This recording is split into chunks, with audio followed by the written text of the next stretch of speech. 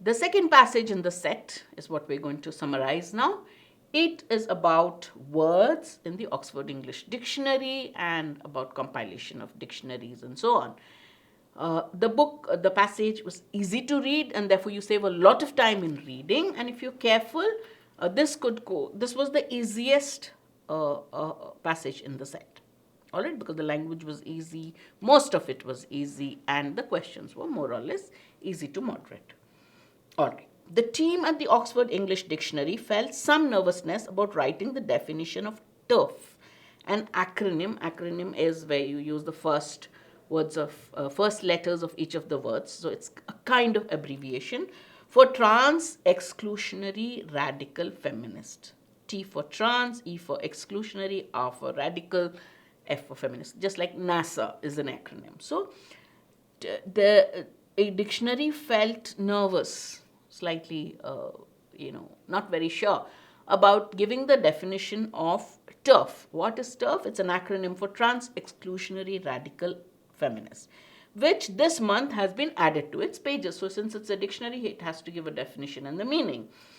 To a certain extent, it's like any other word, says Fiona Macpherson, a 50-year-old lexicographer from Grangemouth, Stirlingshire, who's worked at the dictionary since 1997. So this is what one of the workers of the dictionary says, that it's like any other word. Turf is like any other word in one way. But it would be disingenuous. It would be wrong. Ingenuous means innocent, naive.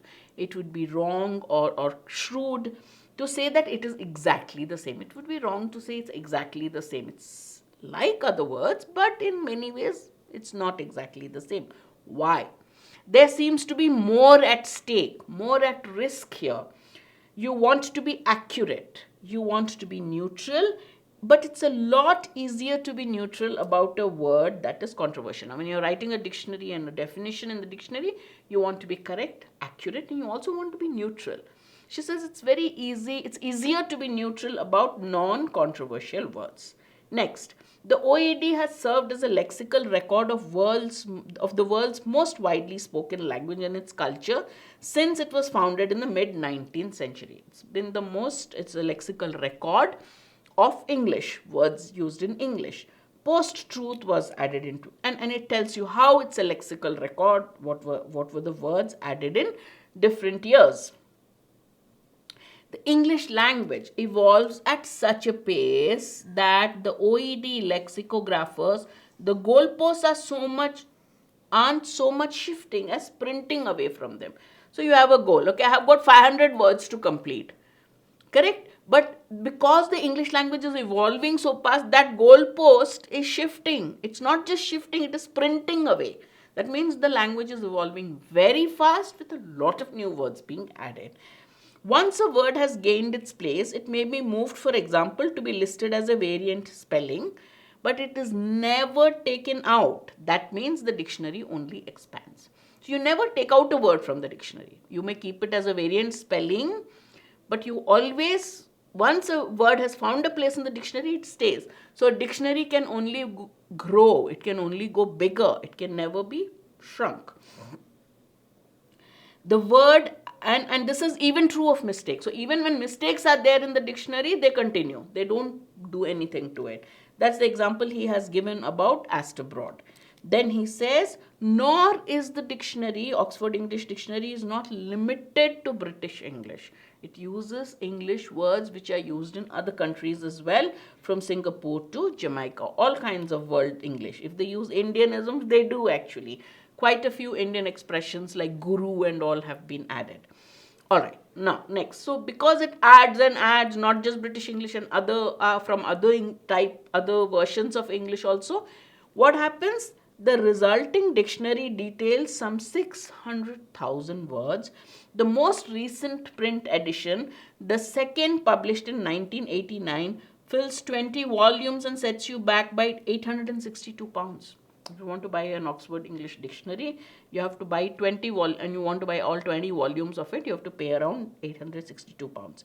The initial plan was to complete the third edition by 2005, but 17 years later its editors are only halfway through because there's so many words. They wanted to to publish the next edition by 2005, but their editors are only halfway through. To an outside observer, the scale of the project, its ambition and the granular detail. It's not just ambitious that it has to cover as many words as possible in the ever changing language, also is very detailed, very, very takes care of the granular detail, minute details. Seems almost impossible. So when you think of that, it seems almost impossible. But again, when I put this to Macpherson, she's unfazed. Unfazed means she's not disconcerted, not doesn't lose her composure. What does she say? She says, we are in trouble if the language ends, and not just professionally. She says, we as human beings are in trouble if English ends. And I'm not talking just professionally because I'm working at Oxford English Dictionaries. The English language is huge, so therefore the job we are doing is a big job. The language is humongous, so the job also is big. But I don't find it overwhelming, it's energizing, it's exhilarating. She says, the scale of the project doesn't overwhelm me. I'm not daunted or totally lost in it. I feel energized and I feel thrilled. Bernadette Patten, an Australian former art teacher who's been at OED since 1987, recalls spending 4 weeks revising business, the definition for which was first published in 1888. There was almost nothing about commercial enterprise. You're covering 120 years of development in probably the most enormous area of activity in the 20th century. It was hell at that time, but it's really interesting to see it at the end. So she was revising business, the definition of business. Now, with the definition, as business changes, the definition also has to change, right? So initially there was nothing commercial associated with the word dictionary. So she says when she tried revising the definition of business, initially the work seemed terrible, but at the end of it, she says it was nice. All right, that's the passage. So easy to read, lot about words, lot of examples. Let's see what the questions are like. Question 5. Which of the following cannot be inferred about the word turf as discussed in the passage? Remember, the word turf comes in the first paragraph of the passage. Correct? They tried to use this acronym, okay, but they wanted to be accurate as well as neutral, but because their objective is to list as many words as possible which are contemporary, current, which are being used by the people.